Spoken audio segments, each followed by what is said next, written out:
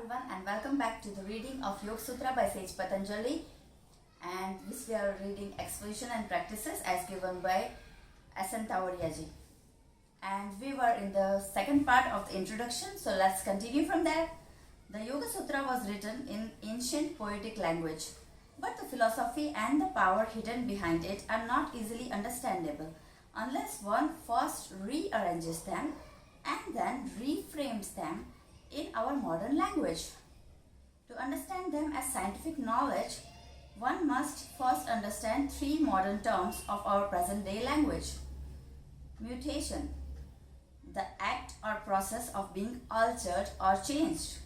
A change as in nature, form or quality. A heritable alteration of the genes or chromosomes of an organism. Mutate, to cause to undergo alteration, especially by mutation. Mutant, an individual or organism differing from the paternal strains as a result of mutation, a gene that has undergone mutation. B, any agent including radioactive elements, ultraviolet radiations, and certain chemicals that cause biological mutation. Gene, a hereditary factor. Genetics, scientific study of inheritance and variations. Evolution, a gradual process in which something changes into a significantly different, especially more complex or more sophisticated form.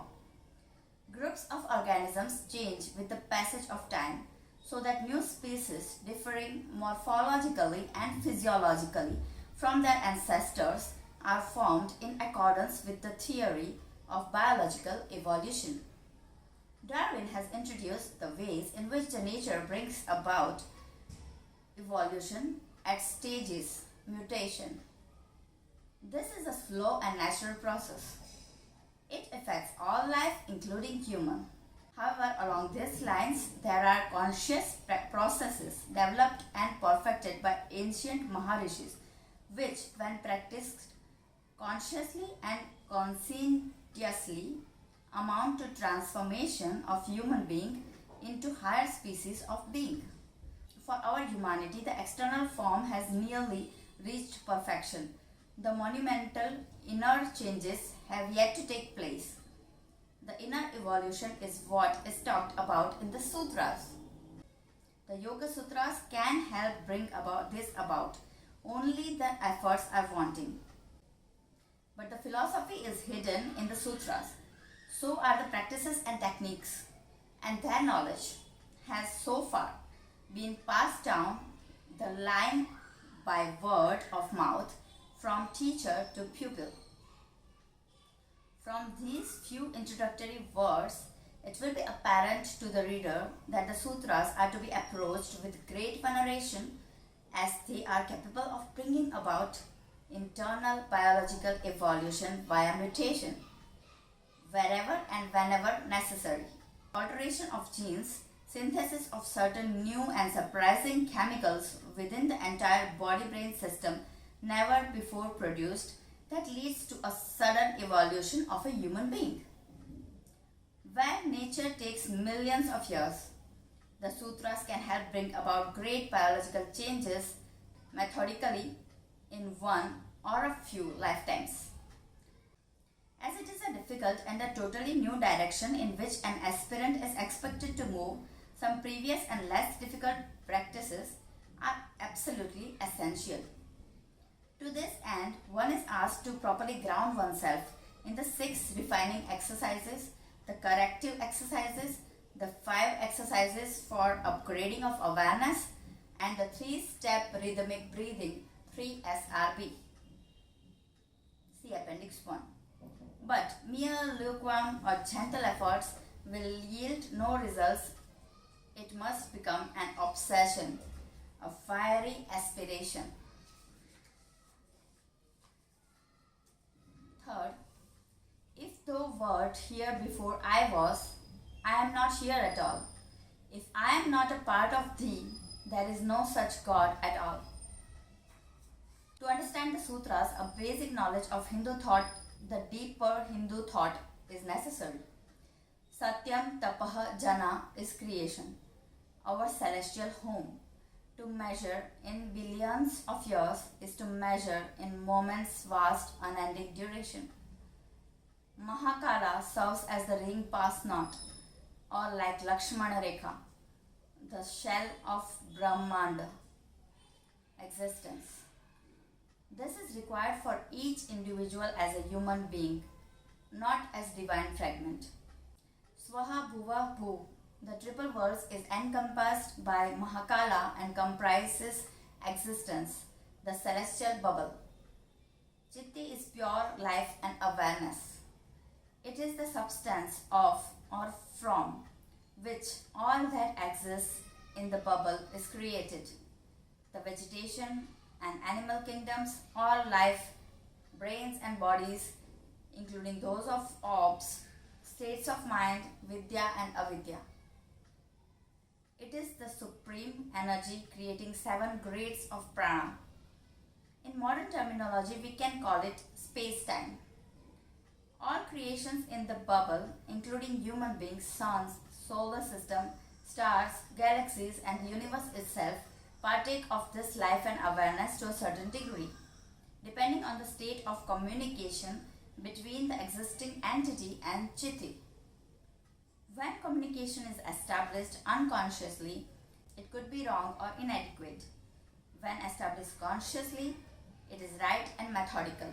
But this is not the state or pattern in creation. Satyam is truth.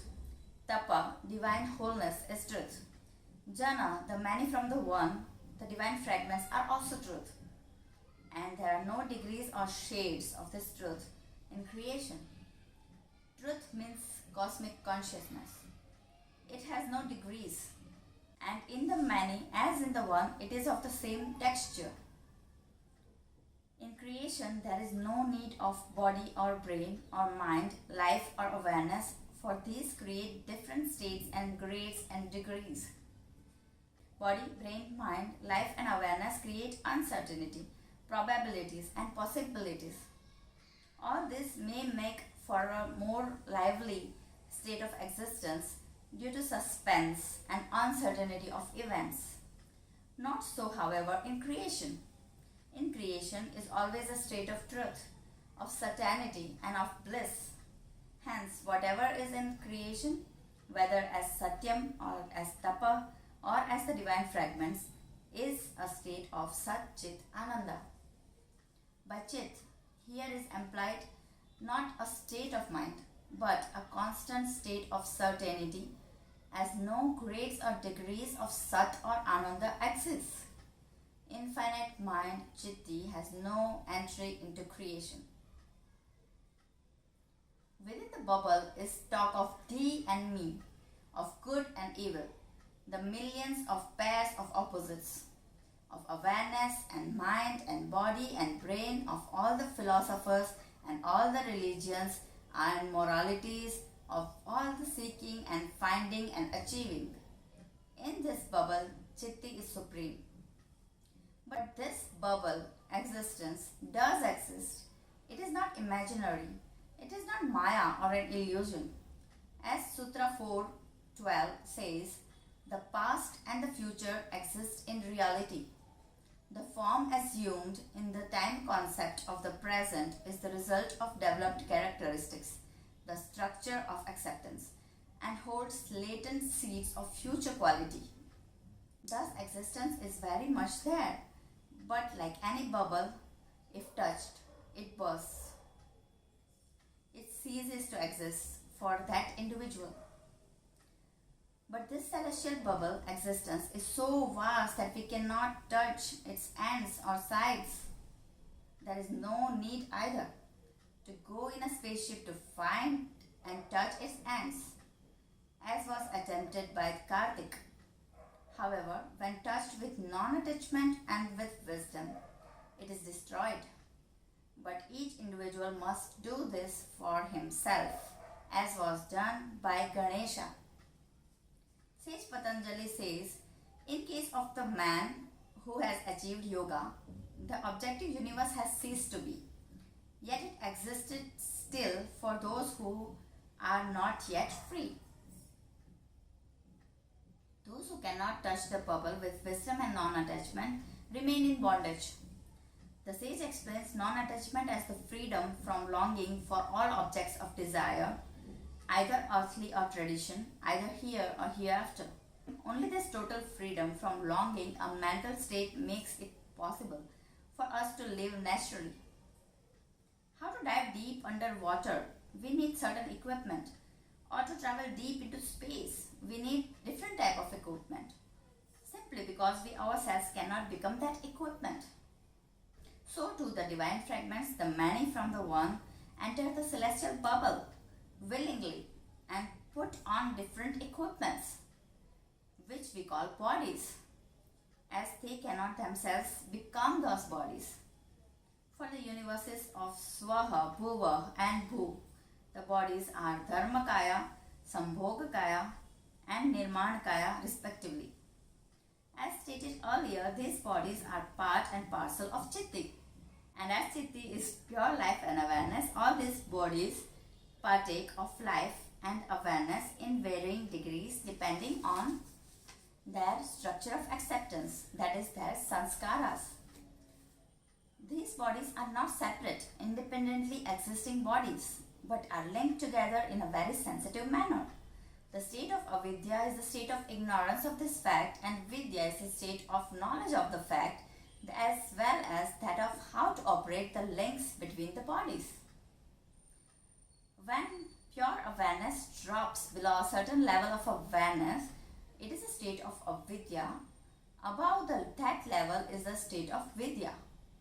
And these states of vidya and avidya are also in degrees of grades, for all is relative in existence. As the body-brain system approaches the state of pure awareness, it acquires the various powers, siddhis, of Chitti itself. These are enumerated in the sutras and are very impressive indeed. As this happens, that particular body-brain system also comes more and more in close contact with the encased divine fragment. When the state of pure awareness is reached by any created body-brain system, it realizes itself to be merely an instrument or body obstructing or encasing a divine fragment. This is realization by experience, not a mere intellectual concept. This is the moment when all existence bows before the divine fragments, which is Satyam, and leads to the so-called moksha.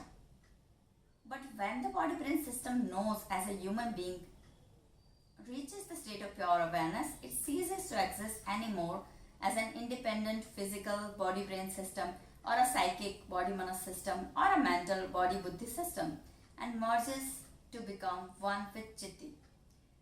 Nothing further remains to be done. The state of isolated unity is reached, and the encased divine fragment is free to return to creation, the celestial home.